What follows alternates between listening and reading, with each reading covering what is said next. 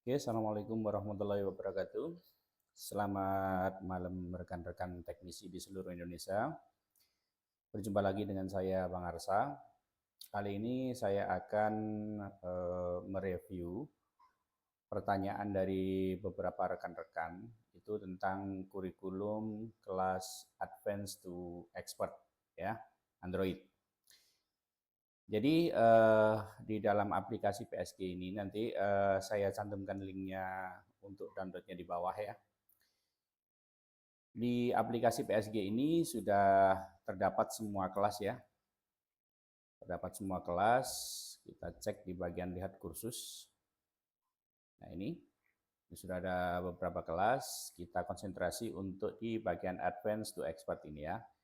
Jadi meskipun Anda tanpa login ya, ini tanpa login, oh maaf, koneksinya agak sedikit buruk di sini.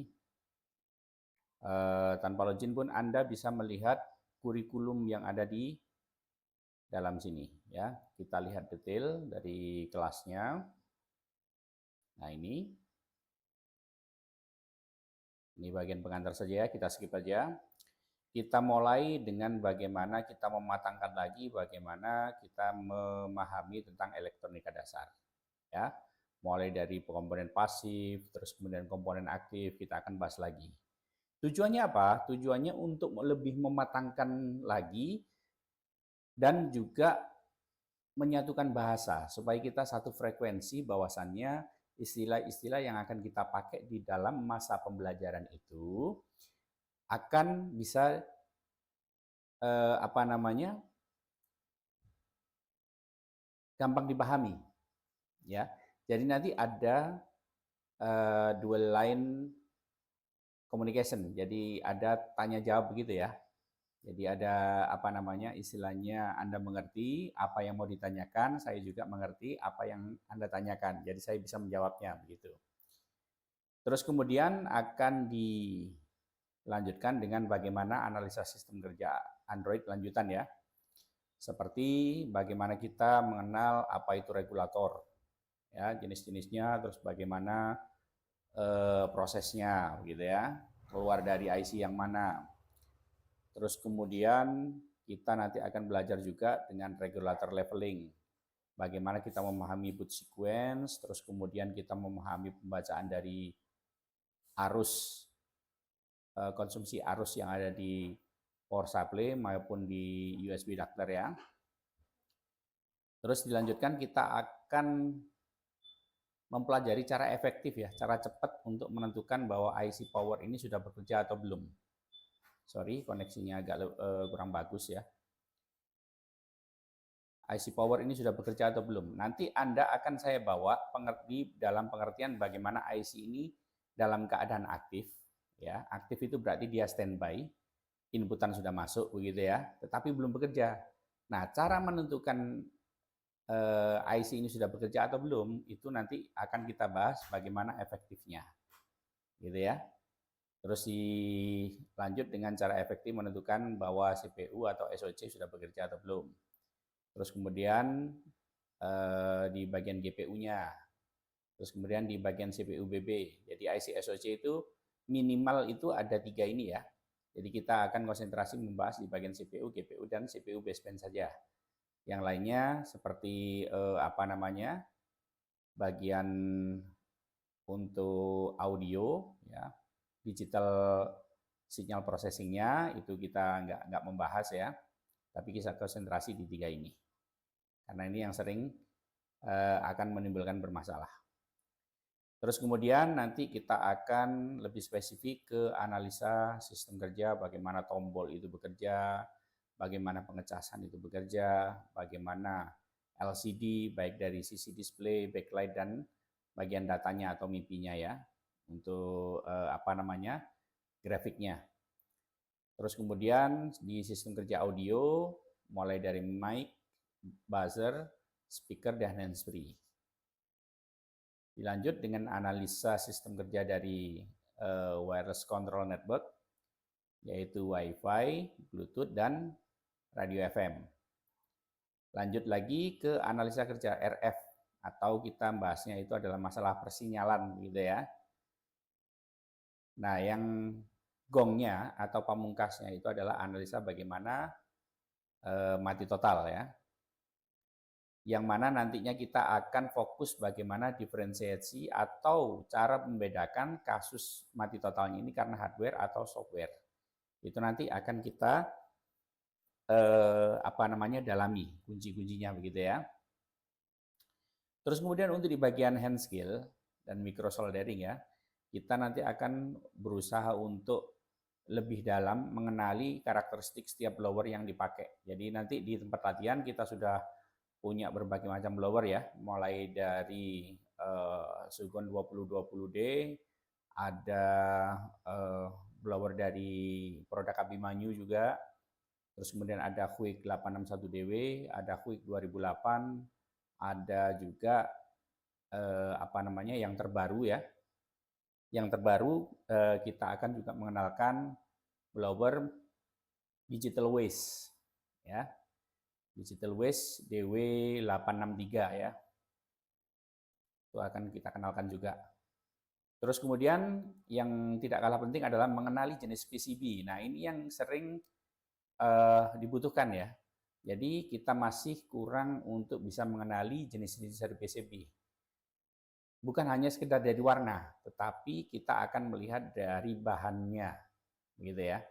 Kalau warna kita mungkin masih agak terkecoh. Tapi boleh nanti kita itu akan bahas juga identifikasi warnanya itu. Kalau misalkan hitam itu dia itu gampang tergores untuk dicat PCB-nya, misalkan katakanlah. Atau yang warna biru itu gampang sekali untuk kembung misalkan. Nah itu nanti kita akan kenali gitu ya. Terus bagaimana trik-triknya untuk supaya enggak sampai kembung atau enggak sampai lecet dan lain sebagainya gitu ya. Dan dilanjut kemudian yang pasti itu adalah di bagaimana trik angkat cetak pasang di bagian MMC dan UFS. Nah, ini nanti kita akan kenali bagaimana supaya IC dari MMC-nya ini tidak mati atau tidak jedek kalau orang bilang itu. Nanti istilah jedek pun akan kita perbaiki karena sebenarnya jedek itu adalah standarisasi ya. Standarisasi dari bagaimana internal storage itu. Jadi bukan mati itu karena jedek, bukan. Nah, nanti akan kita perbaiki komunikasinya itu ya. Supaya Anda lebih mengenali dan nanti Anda akan mudah mencari referensi di internet atau di AI. Oke, terus kemudian dilanjut dengan bagaimana trik ACP IC yang pakai lem, epoxy adhesive ya. Baik lemnya yang hitam yang setengah hati, kalau orang bilang itu, ada yang lem hitamnya itu keras dengan hard epoxy begitu ya. Terus kemudian ada yang lem bening, lem transparan, ya.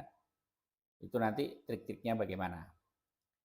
Terus kemudian tidak lupa juga untuk trik bagaimana ACP CPU yang tumpuk. Seperti Poco X3 Pro, terus kemudian Mi 10T. Kalau di Samsung itu berarti mulai dari tipe A50, A50s, A51 gitu ya. Tuh. Lanjut kemudian bagaimana trik cetak IC yang tidak ada stensil atau tidak ada cetakannya, stensil BGA-nya itu tidak ada. Misalkan Anda belum beli atau memang belum diproduksi dari Cinanya begitu ya, untuk tipe-tipe terbaru. Nah ini bagaimana caranya mencetaknya itu nanti akan kita praktekkan juga gitu ya untuk di bagian hard skill dan micro soldering ini. Terus kemudian bagaimana trik perbaikan pada jalur PCB untuk jumper, bikin obat nyamuk ya kalau orang bilang itu. Terus kemudian juga pada IC juga, bagaimana kalau misalkan IC-nya itu kakinya atau pads-nya itu hilang begitu ya atau putus. Nah yang tidak kalah penting yang sekarang lagi hot ya, itu adalah bagaimana trik untuk CPU drilling atau ngebor CPU. Karena rata-rata sekarang dengan security Android yang terbaru itu untuk ISP rata-rata itu diharuskan untuk melakukan bor CPU. Ini akan kita pelajari juga triknya ya.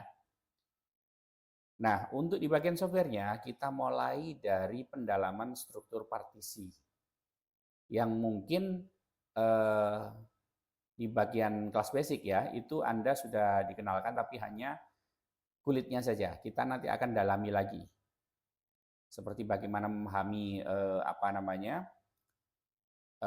VB Meta itu apa, terus kemudian bagian MD1 image itu untuk apa, itu nanti akan kita lebih dalam belajarnya di sini ya. Terus kemudian bagaimana mengenali jenis file Android dan identifikasinya, jangan sampai keliru.